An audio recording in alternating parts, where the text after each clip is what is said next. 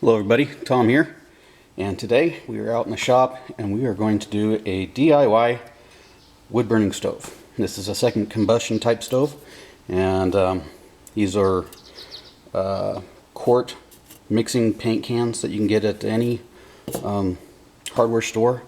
These are Progresso soup cans, labels taken off, and this is one of the tools you'll be needing. It is one of those safety side cutting can openers. It cuts the lid off, so it comes off like that.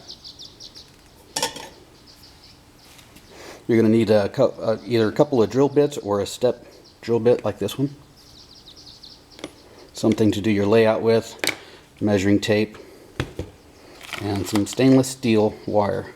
I wouldn't use the galvanized, that might be toxic. But anyway, you guys stay with me and we'll do our layout. Alright, so first of all, this is just an old can that I had laying around. It's got a little bit of rust on it, but once you burn in it, it's gonna be gone anyway. And this is a build that I'm doing it for a friend of mine.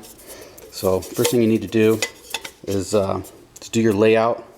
This is an inch, and the holes, the layout, I've got spaced every 3/4 of an inch.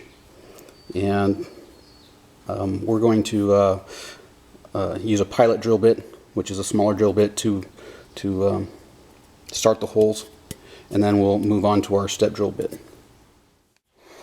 Okay, so I finished doing my pilot holes. Alright, so I did my layout for the soup can. It's about 5/8 of an inch to the line, and about 5/8 from center to center.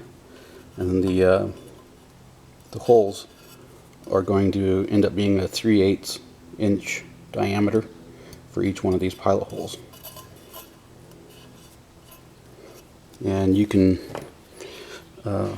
use your step bit to do that, or you can just grab a 3/8 inch drill bit and just drill them out. Alright, and for these holes here, we're going to make those a 1/2 inch. Like I said, you can just measure that out on your step bit. And what I usually do is take some electrician's tape and just mask around how far down I want the bit to go. That will give me a 1/2 inch hole. Or you can use a 1/2 inch drill bit. Okay, so this is what I mean by marking your step bit. I'll run it all the way up to here, and that'll be my 1/2 inch. And I will do the same for the 3/8 of an inch. I'll just take this off and move it down, and we'll drill those out. Alright, so got all my holes drilled, and actually put some pilot holes over here, because this is going to be the hardest part, cutting this with a razor blade or whatever you might have to actually get through this. But we got our holes drilled up here. Only messed up one, so got a little bit too close on the side, but not too bad. And once you get your holes drilled for the bottom, you can go ahead and use your safety cutters and take the lid off. And this fits right down inside there, and it just snaps on once you get it on, and that'll be your firebox when it goes in there. It just fits there perfectly. You just got to tap it down, and we'll tap it down after I get this all cut. Just get it down in there. Looks great. Looks just like the Bushbuddy. Alright, so here we go. Here's the firebox, and now I'm going to drill some holes to feed the wire mesh through, and that'll be our firebox. That's the original can.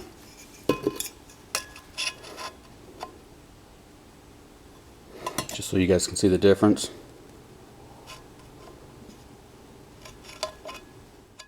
Alright, so what I did was just cut the bottom off, and makes the firebox about 3 inches or so, which is about right. We'll fit in there after we get our wire mesh in there. And all that entails is just drilling some holes and then running your stainless steel wire through there. And then we're done. Now let's get to that. Okay guys, we got our wire mesh in there. I came up just a little bit short, but it's just weaving it through there. And I put some bends in it just to try and give it a little bit more strength. But it's you know, it's kind of a tedious process getting this stuff in here, and I am not sure how long the stainless steel is going to last. You know, it's just you know, a matter of time before it'll probably burn through and you have to replace this. So, all right. So there's our wood burning stove, almost complete. All we need is a pot stand, and for that I use some hardware wire or hardware cloth for a pot stand.